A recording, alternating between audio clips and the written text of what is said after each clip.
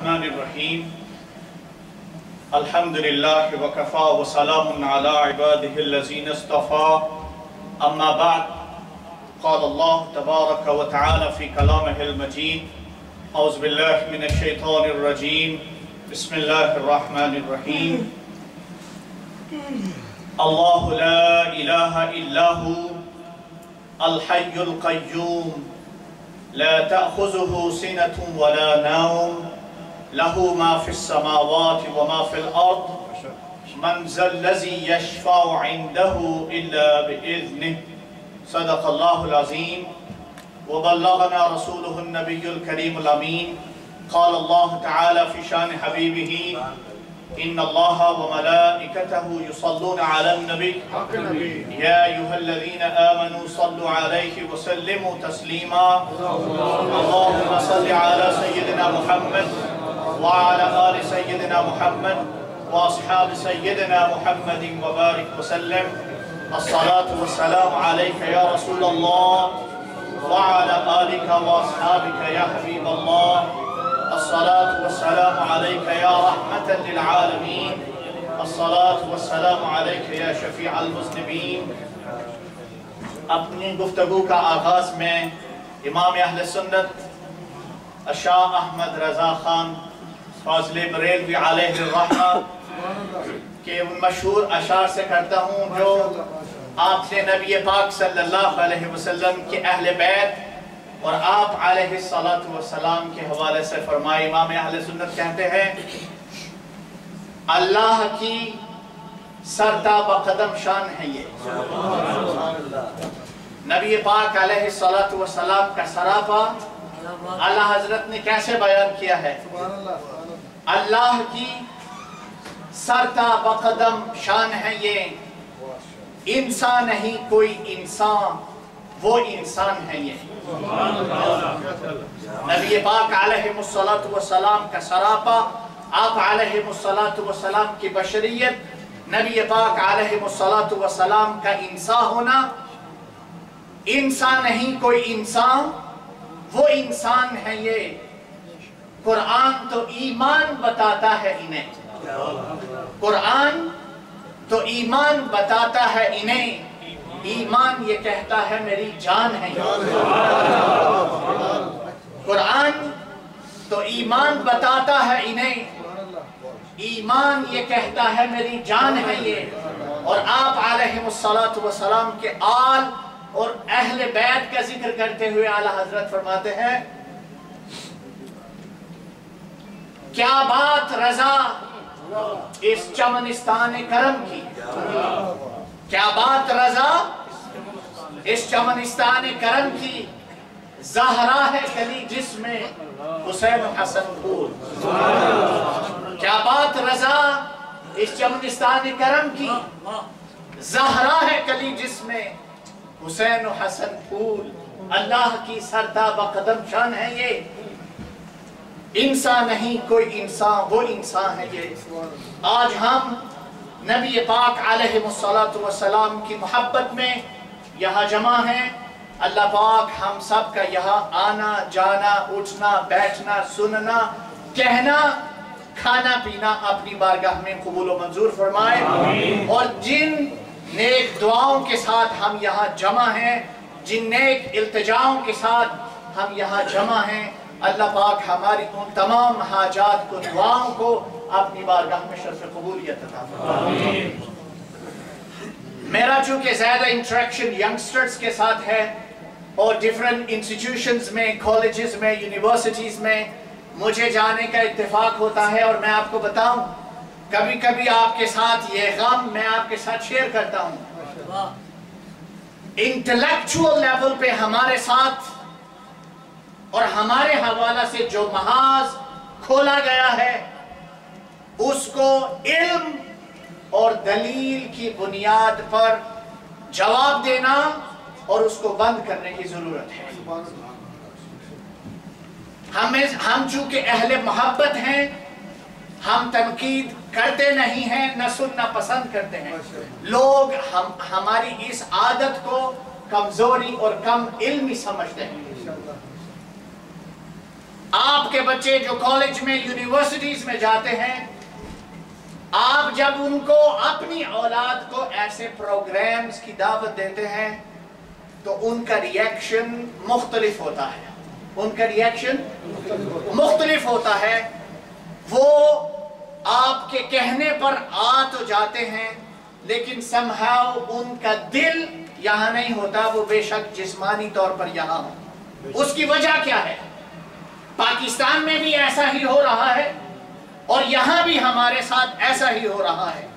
پاکستان میں الا ماشاءاللہ جو انسٹیٹیوشنز ہیں، کالجز ہیں، یونیورسٹیز ہیں، جہاں سے لوگ پروفیشنل ایجوکیشن لے کر آتے ہیں، ان سینٹرز پر، ان انسٹیٹیوشنز پر، ان یونیورسٹیز پر غیروں کا قبضہ ہے۔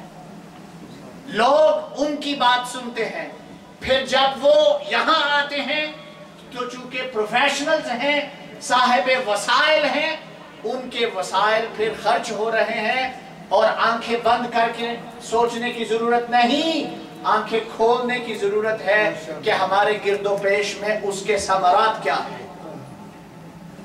وہ جگہ جہاں پر لوگوں کو دنیاوی تعلیم ملنی تھی، جہاں پر لوگوں نے دنیاوی علم حاصل کرنا تھا اور پروفیشنل کوالیفائی بن کر باہر مارکیٹ میں آنا تھا، ان کے ساتھ ساتھ ان کی ذہنی فکری اسلامی تربیت، جس کو ہم غلط کہتے ہیں دوسروں کے ہاں تو وہ درست ہے، وہ ان کا اپنا نقطہ نظر ہے، لیکن چونکہ وہ اپنی فکر، اپنی سوچ، اپنے افکار اور نظریات کو انکلکیٹ کرتے ہیں، پہنچاتے ہیں، جب وہاں سے لوگ کوالیفائی بن کر کوالیفائی ہو کر آتے ہیں، پھر وہ امریکہ میں ڈاکٹرز، انجینئرز، سائنٹسٹ بنتے ہیں اور صاحب مال و دولت ہوتے ہیں، تو لوگ پھر ان کے مال و دولت سے فائدہ اٹھا کر اپنے اپنے نظریات کو یہاں بھی پھیلاتے ہیں، اور ہماری اولاد ان کے غلط نظریات کا شکار ہوتی ہے۔ یہی حال یہاں پر ہے۔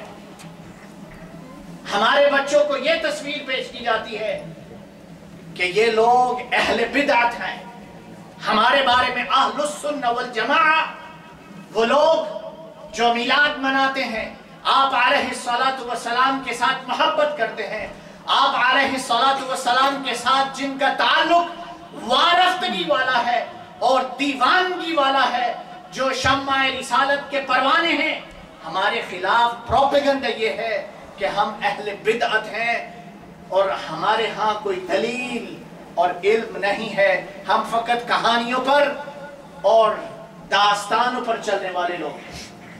I want to expel this doubt from the youngster's mind. I want to expel this doubt from the youngster's mind. No, we need to go back to the history of Islam. We need to come to the real teachings of Al-Islam. We need to reconnect ourselves from the treasure of Al-Islam. We need to find out today, majority of the Muslim world, there are 1.5 billion Muslims in the world. There are 56 plus countries in the Muslim world. Why majority of the Muslims, why majority of the Ummah today is celebrating the birth of Sayyidina Muhammad sallallahu alayhi wa sallam? If there are 50 plus Muslim countries in the world, why on 12th of Rabiul Awwal, majority of the Muslim countries are closed and shut down? Why? And I want to be very clear. The most populated Muslim country is Indonesia. Is Indonesia. Second largest Muslim population is in Pakistan, and the third largest Muslim population resides in India. We the Muslims of subcontinent, and by the way, remember, Arabic speaking Muslims are 22% of the Islamic Ummah. People say, Arabs do not do it, we do it. People say, why Arabic speaking people do not celebrate the birth of Rasulullah sallallahu alaihi wasallam? Asians, non-Arabs do it? Yes, of course. Arabs do it. Majority of them do it. But they are all together, all Arabic-speaking Muslims are the 22% of the Ummah.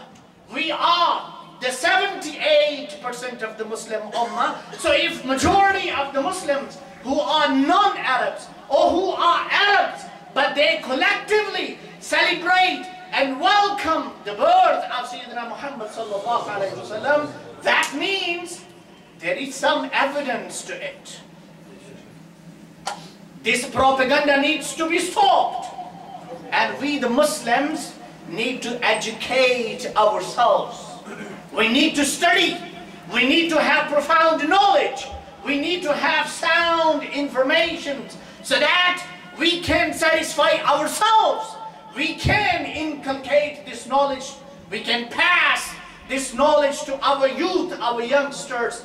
And that's how we can take the flag of the muhabba of Sayyidina Muhammad sallallahu alayhi wa sallam towards future. I want to make it clear. Most of the scholars, most of the imams will talk about the seerah of Rasulullah sallallahu alayhi wa sallam, the muhabba of Rasul alayhi salatu wa salam. But I want to take the opportunity to explain how after death and on the day of judgment, how we will benefit from the love of Rasul alayhi salatu wasalam. How after death, on the day of judgment, after the day of judgment, how the Muslim Ummah and humanity is to benefit from Rasulullah sallallahu alayhi wasallam. There is a hadith in Sahih al-Bukhari. Rasulullah sallallahu alayhi wasallam said, "Li khamsatu asma'in أنا محمد وأحمد وأنا الماحي الذي يمحو الله به الكفر وأنا الحاشر الذي يحشر الناس على قدمي وأنا العاقب متفق عليه أو كما قال عليه الصلاة والسلام." Rasulullah sallallahu alayhi wa sallam said, मैं आपको ये हवाला by the way बता भी दूं, ये सही al-Bukhari है. आप अलैहिस्सलातु वस्सलाम ने इरशाद फरमाया, ली खमसतु अस्माइन, मेरे 5 नाम हैं. मेरे कितने नाम हैं? 5 नाम हैं. मेरा एक नाम मोहम्मद है. पहले हदीस का हवाला सुन ले. ये सही अल-बुखारी है. सही अल-बुखारी में एक किताब है, चैप्टर है, किताब हदीस अहादीसुल अंबिया. सही अल-बुखारी जो है वो इमाम अल-बुखारी ने तकरीबन 1200 साल पहले ये तालीफ की. Sahih al-Bukhari is the most authentic book after the Quran, unanimously accepted by all Muslims. Sahih al-Bukhari is the book of hadith. It's not written by someone. As one of our brothers asked, it is compiled. It's not written. It is compiled. It's not a written book. It is compiled. It's a ta'leef, collected, compiled by Imam al-Bukhari. After the Quran, this is the most authentic book of hadith. Kitab Ahadith al-Anbiya, Kitab al-Manaqib, chapter 29, hadith number 1473. 1473 hadith number है. आप सल्लल्लाहु अलैहि वसल्लम ने फरमाया, मेरे 5 नाम हैं. बोलिए कितने नाम हैं? 5 नाम हैं. आपने फरमाया, अना मुहम्मद, मेरा एक नाम मोहम्मद है. व अहमद, और मेरा दूसरा नाम अहमद है. व अनल माही, मेरा तीसरा नाम माही है. मेरा तीसरा नाम माही है. अल्लज़ी यम्हुल्लाहु बियल कुफ्र, कि अल्लाह ने मेरे जरिया से कुफ्र और शिर्क को, तारीकी को मिटा दिया है. व अनल हाशिर, मैं हाशिर हूँ. अल्लज़ी युहशर अन्नासु अला क़दमी, इंसानियत का हश्र बरोज़े क़यामत मेरे कदमों के नीचे होगा. इंसानियत का हश्र कहाँ होगा? अल्लज़ी युहशर अन्नासु अला क़दमी, मेरे कदमों में होगा. व अनल आक़िब, और मैं सबसे आखिर में आखिब हूँ, आखिर में आने वाला. ETE 3486 ETE 3486 प्लीज जिस साथी की भी है वो जाके अपनी गाड़ी को मूव कर दे, पुलिस वाले बाहर हैं, किसी को टिकट लगा देंगे या टो कर देंगे। ETE 3486 please remove your car.